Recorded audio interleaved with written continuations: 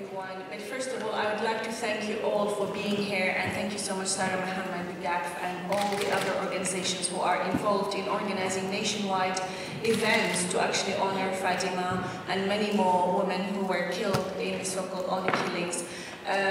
But also I would like to say that I'm standing here today, and we are all gathered here today in the Swedish Parliament, whereby Fadima, before her death, she gave a talk here, and that when I read that speech, I really cannot believe myself that a Kurdish woman so many years ago, she had the guts to stand in such a parliament in a society whereby her issues were not actually understood, and that she was urging the government, the society, and the parliament to actually understand her and to act upon all these problems of the Kurdish girls or the migrant girls in this country.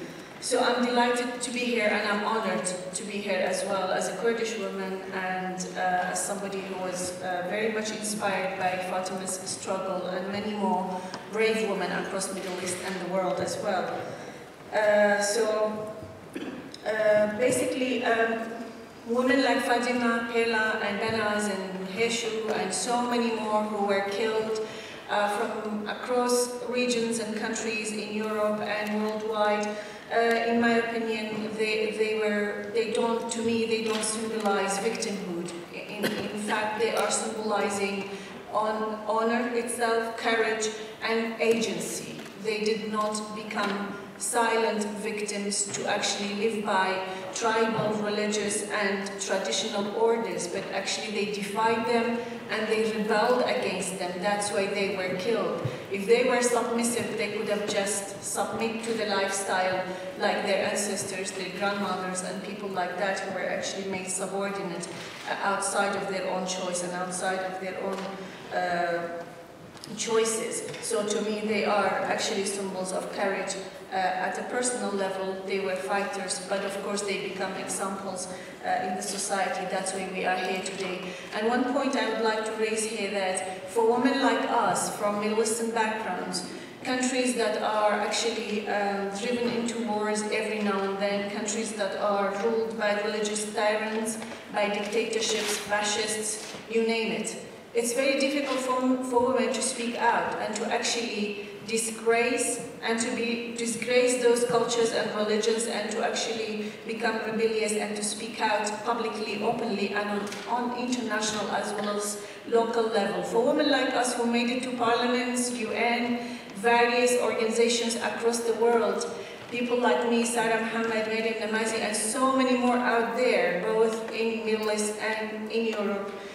It is, in my opinion, we are storming all these institutions. We are telling them that we are fighters for our own rights and for the rights of our societies and our women to live freely and equally, and outside of all these out-of-date cultures and traditions whereby we are condemned to live by them. We are often actually restrained by people in our own countries. For example, for so many years we were considered to be bringing shame on our nation's honor, because we are actually speaking out and because we are actually exposing cultures, so-called cultures, that is just out of date. So that's why we had to endure a lot of pain ourselves and a lot of difficulties and restrictions and barriers to actually break through. But now in our own societies, not only women, but also men are supporting our struggle, and they are also outspoken. And for the death of Fatima, so many books and poems and writings where to this day is dedicated to her and to her courage and to her bravery.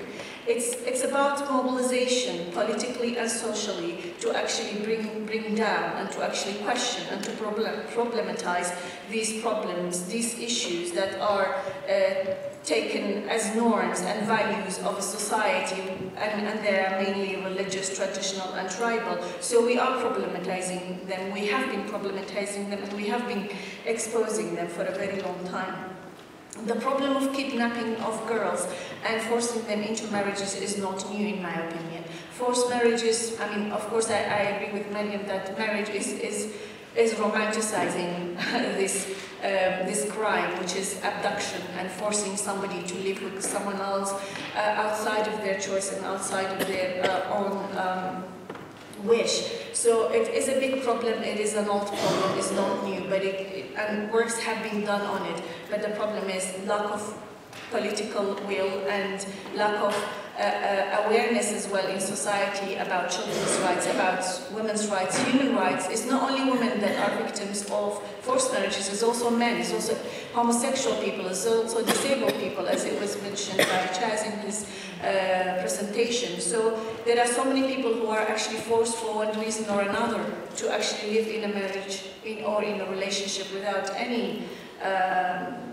will to do that and to live like that, actually. So it's a very big problem. I mean, in countries like Iraq, for example, at the moment, the laws are one of the most horrible ones. I mean, it's based on Sharia law, first of all, and also one of the parts of the constitution, it says, like, if a rapist marries the woman, then he will escape punishment. So if you have such a so-called marriage, you know, a rapist can easily escape the punishment if he marries the woman that he raped. So these are the kind of problems that we are faced with. I mean, if you have Sharia law as one of the bases of the constitution, so child marriage, again, you know, it's a big problem itself. So there will be no protection by law. So if somebody is kidnapped from here and taken back there, they would just be trapped in a country whereby if you are a woman, you are not allowed to travel abroad without a male guardian or without your husband or even your son's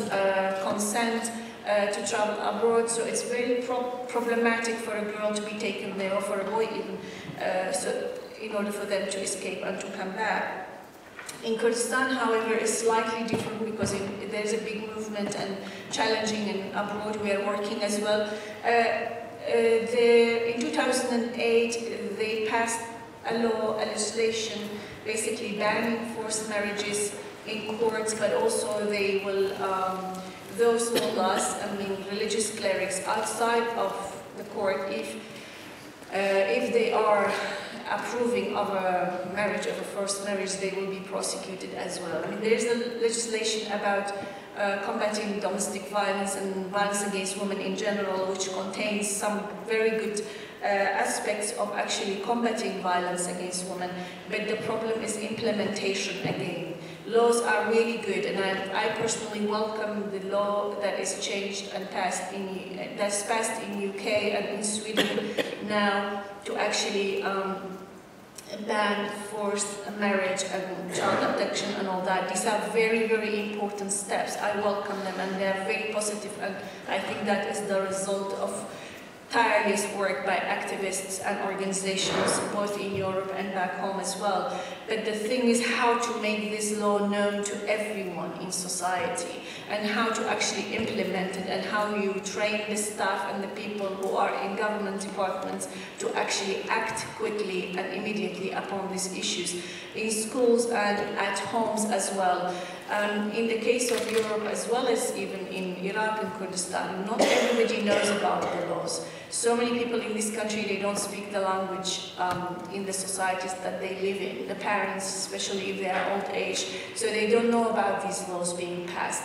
Some of them do, but they still carry the crime. So I think it is important to make these laws known to the parents, to people everywhere. For example, the other day, just to give you an example about the importance of raising awareness at a national level, I was at my doctor, GP, practice. I was waiting, but there is this TV screen. Every now and then a sign comes up about if you are facing with domestic violence, call this one, speak to your doctor. So even the doctors are trained to actually look for signs when the women go there, and to actually be a point of support and help. So I really thought these are really important things to be known and to be made, campaigns to be made at a national level to make everyone aware and to understand how to act and what to do and what to react when you see a person who is in danger, to make such things the responsibility of everyone, not only of the person who is at risk or only on the organization who works with the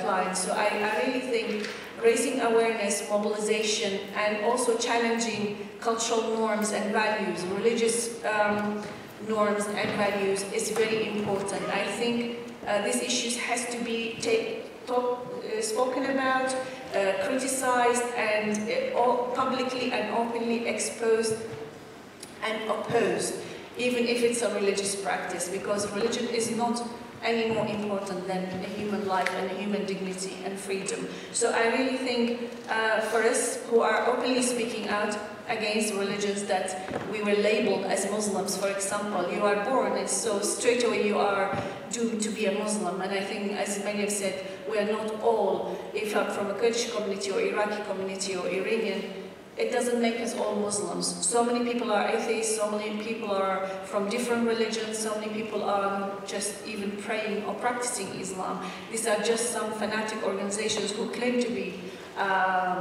representing us in these countries, but that's false, and these governments should actually stop supporting those organizations who are opened mosques for such acts to be carried out. A mosque in these countries is a place, is a center, both for mobilizing Islamist extremists, but also to spread reactionary, misogynist and sexist ideas in families, to actually how to discipline their daughters at home and how to punish them and how to suppress them.